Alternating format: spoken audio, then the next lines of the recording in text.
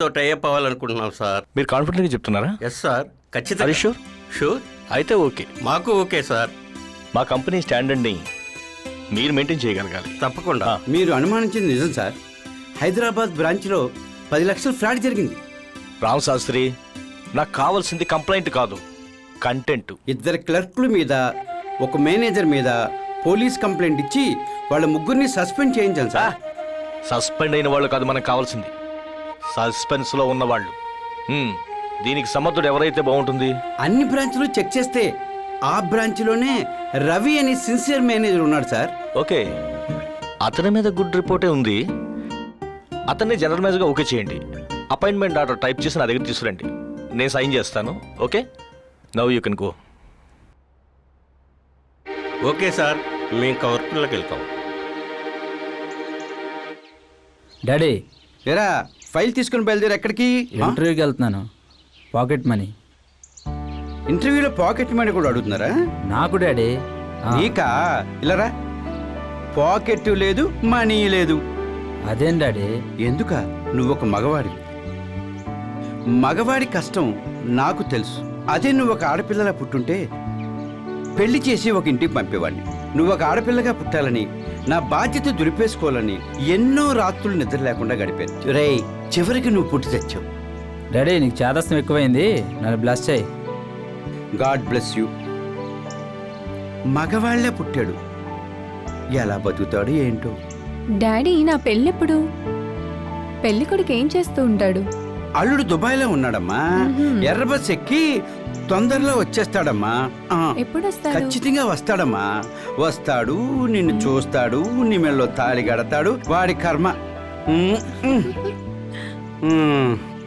ఈ కాలం అమ్మాయిలు ఉన్నారే, మంచి కలర్ ఒకటి కంటం లేదు.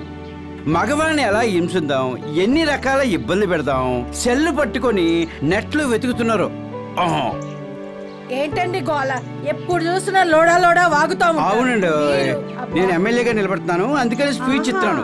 నిన్ను చేసుకొని సగం జీవితం పోయింది, నీ కూతురుతో వాగి వాగి మిగతా జీవితం పోయింది. చెప్పొచ్చు అలా చాలు. అయ్యో రామచంద్ర, ఏంటి పిన్ని, బాబాయ్ చాలా హాట్ హాట్ గా ఉన్నాడు. బోండా బజ్జీలాగా హాట్ హాట్ గా ఉన్నాను, వచ్చి తిను. అవును, ఎప్పుడు ఇంతే. పదమ్మా, మనం మార్కెట్కి వెళ్దాం. వచ్చేటప్పుడు ఆటుకొని తీసుకుంటరా. బాబాయ్ ఎప్పుడూ ఇంతే. Congratulations mister Ravi, good job. రాదు రాదు అనుకునే టెండర్ని తక్కువ కోట్ చేసి మనకే వచ్చేలా చేసావు. Thank you. మన కంపెనీ పరువు కాపాడావు రవి. ఈరోజు మీ బ్రాంచ్ స్టాఫ్ అందరూ ఫుల్గా ఎంజాయ్ చేయండి. Okay, good.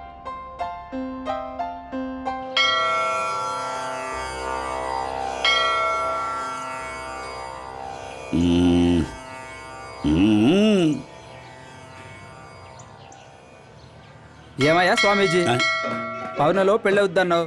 పౌర్ణమి వెళ్ళిపోయింది, అమావాస్య వెళ్ళిపోయింది, మరి నా పెళ్ళి ఎప్పుడు? లింగరాజు, అమావాస్య వెళ్ళిపోయింది కదా, పౌర్ణమి ఇంకో 15 రోజుల్లో వస్తుంది. అయిపోతుందయ్యా నీ పెళ్ళి. నేను అడుగుతున్నది పౌర్ణమి సంగతి గురించి కాదు, నా పెళ్లి సంగతి.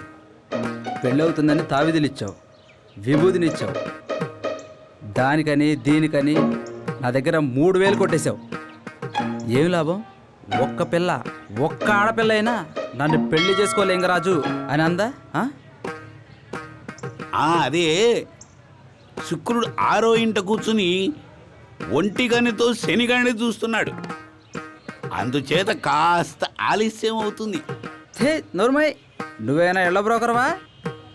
సూర్యుడికి చంద్రుడికి లింక్ కలిపి కమిషన్ కొట్టేస్తావా?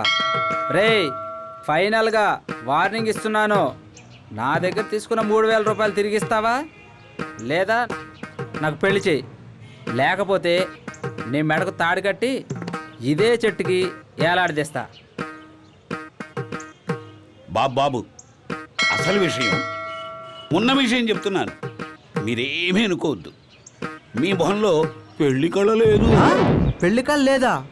మీరేం కంగారు పడకండి లింగరాజు గారు, మీ తప్పు కాదు, మీ మొహం తప్పు అసలే కాదు. అది శని కల్పించిన ప్రభావం. కాకపోతే ఇంకో 15 రోజుల్లో మీకు పెళ్ళయ్యే సూచనలు ఉన్నాయి. ఇంకో ముఖ్యమైన విషయం, ఏంటది? కాకపోతే మీరు అంద వివాహం చేసుకోవాల్సి ఉంటుంది. ఆ, అంత వివాహమా? అంటే గుడ్డి పిల్లని చేసుకోవాలా బాబోయ్? అబ్బే అదేం కాదు నాయన. పెళ్లి కాకముందే పిల్లని చూస్తే తప్పని చచ్చి ఊరుకుంటావు. అందుచేత ఇవాళకి 3వ రోజు ఉమ్, సుబ్రహ్మణ్య స్వామి గుడి దగ్గర ఉమ్, ఉదయం 7 గంటలకే ఉమ్, కళ్ళు మూసుకొని నిలబడు. ఓకే. నీకెదురుగా వచ్చిన ఆడపిల్ల మెళ్ళో దండ వేసేయి. ఉమ్. ఆ తర్వాత కళ్ళు తెరిచి చూడు. ఇంక నిన్నెవరు నమ్మరే? ఒకవేళ నా ఎదురుగా మగవాడు నిలబడితే? అదో పెద్ద సమస్యటండి. కళ్ళతో చూడకూడదు గాని చేత్తో తడిమి ఆడపిల్ల అనిపిస్తేనే మెళ్ళో దండ వేయండి. ఇదే ఆఖరిసరిగా చెప్తున్నాను. నువ్వు చెప్పినట్టు జరగకపోయిందో అదిగో చెట్టు, నువ్వే గబ్బిలాలు ఏలాడతావు ఏంటి? అమ్మయ్యా, ఇవాళకి గంట గడిచింది.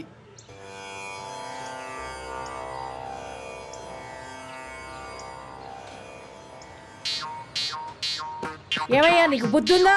అమావాస్య లోపు నాకు పెళ్ళవుతుందని చెప్పావు. చక్రం వేయాలి, శాంతి చేయాలని నా దగ్గర 2000 రూపాయలు తీసుకున్నావు. చెట్టు కింద కూర్చొని లేనిపోయిన అబద్ధాలు చెప్తావా? ఇంతకీ నాకు పెళ్ళవుతుందా లేదా?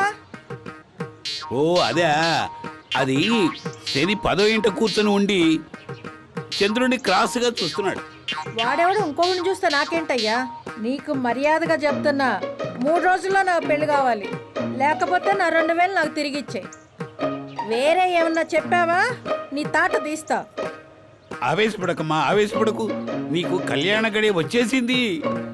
అయితే చిన్న అడ్జస్ట్మెంట్. అడ్జస్ట్మెంటా అంటే ఎలా? పొద్దున్నే 7 గంటలకి ఆ, సుబ్రహ్మణ్య గుళ్ళో కళ్ళు మూసుకుని కూర్చో. ఆహా, ఒక వరుణ్ణి నేనే తీసుకొచ్చి ఆ, నీ మెళ్ళో దండ వేయించి కళ్యాణం జరిపిస్తా. ఓహో. అవును, వినాయకుడి మీద ఒట్టు. ఊరుకో, నీ బుద్ధే మంచిది కాదు. కళ్ళు మూసుకున్నాక నువ్వే దండేసేస్తే?